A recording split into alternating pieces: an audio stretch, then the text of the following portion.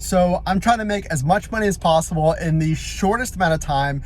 These videos are called Power Hour Shifts. I'm gonna bring you along with me. Let's get right to it and start making money. So my first request was on Roots Natural Kitchen here in Pittsburgh, a really strong order. So this again is Grubhub. Now, Grubhub does not show you the mileage and it's $12.50. So anything over $10 is a really strong order, but on this map, you really have to use your judgment. So the blue dots, or the blue icon, if you will, is the customer, and the orange square is the restaurant. So you see the blue dot is my location, so you can see the distance, fairly reasonable distance between the two. I'm gonna go ahead and accept this order. Okay, so these shifts are really perfect if you don't have a lot of time. So I have about an hour and a half, so I'm gonna see how much money I make and go over that at the end of the video. This is also good if you're a part-time driver or thinking about driving, so you'll have a good understanding of how much money can I really make, how can I maximize my time on the road. So when you don't have a lot of time on the road, positioning is absolutely key. So here's a really big tip.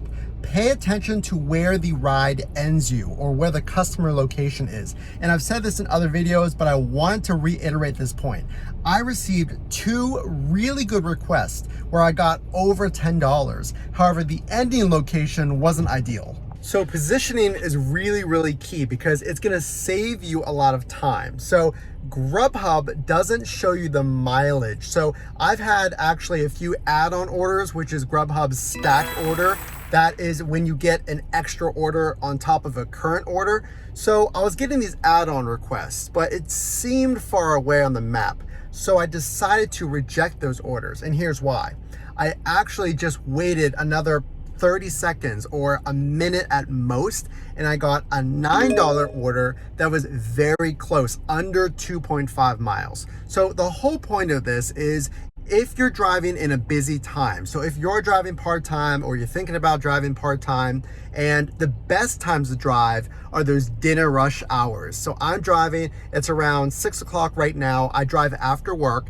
Well, you're gonna have a lot of orders coming in, especially if you drive Uber Eats, DoorDash, Grubhub at the same time. That's called multi-apping. So you do this when you're waiting for a request. So you're getting all these requests coming in.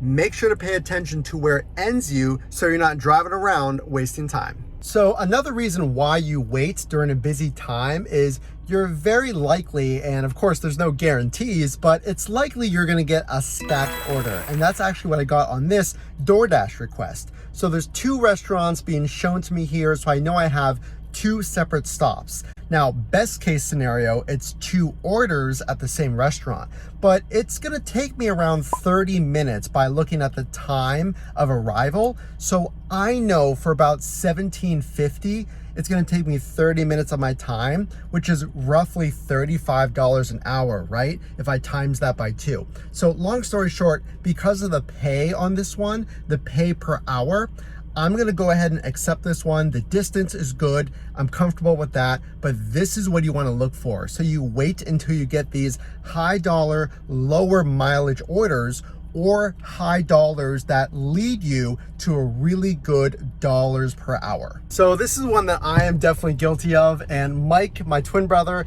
check out his channel, the original channel, Your Driver Mike. Don't just drive around looking for orders.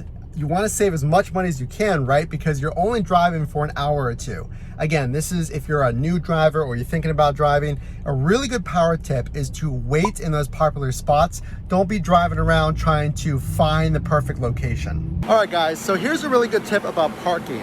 You really don't want to sweat parking. So I just picked up a order in Shadyside, and I just left my car right here temporarily. So this is an apartment parking lot, but I was literally gone for 10 seconds.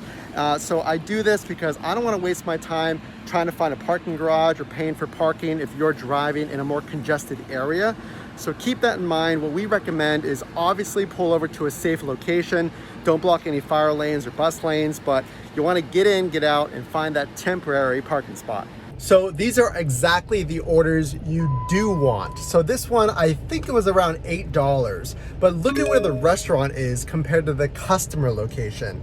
Now, I'm actually dropping off on DoorDash, and DoorDash is unique because they show you a preview of the customer's location. So I was wondering, where down in this area is this customer?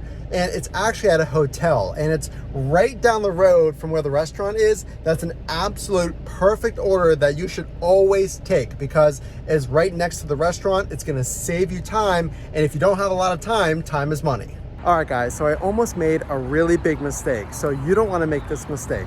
I was picking up an order from Red Robin, and then I got another order from Permanis, which was a fairly close by restaurant. It was for about $4.75. And initially you might think, well, it's pretty close. I might as well go get it.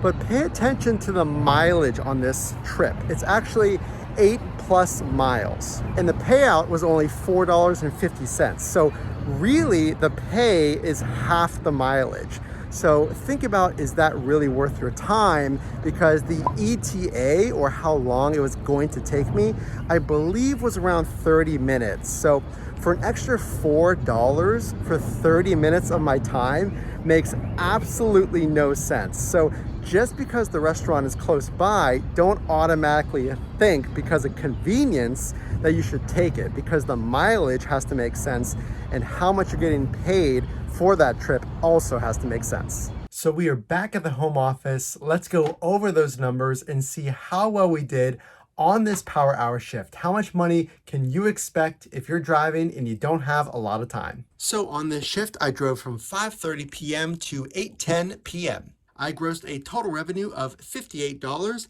9 of which coming from Grubhub and 49 from DoorDash. My total gross revenue per hour was $21.80, and I delivered 6 deliveries. I earned tips on all 6 deliveries, which averaged to $5 a tip. My total business miles was 18 miles driven, which comes to a pay per mile of $3.22. Based on my mileage, that gives me a tax write-off of $10.08. So the good thing is you don't need a lot of time on these power hour shifts to earn a very substantial hourly wage, which definitely adds up over time. I've had weeks where I've made well over $300, and I've seen comments from you in the comments section. If you drive part-time or full-time, you can make much, much more than that. So again, this is Matt. I am Mike's twin brother. I'm a part of the Your Driver Mike team. If you like this video, make sure to drop a like and consider subscribing to see my weekly videos that are meant to help you maximize your time on the road on your favorite side hustle. Again, thanks for watching, and we'll see you in the next one.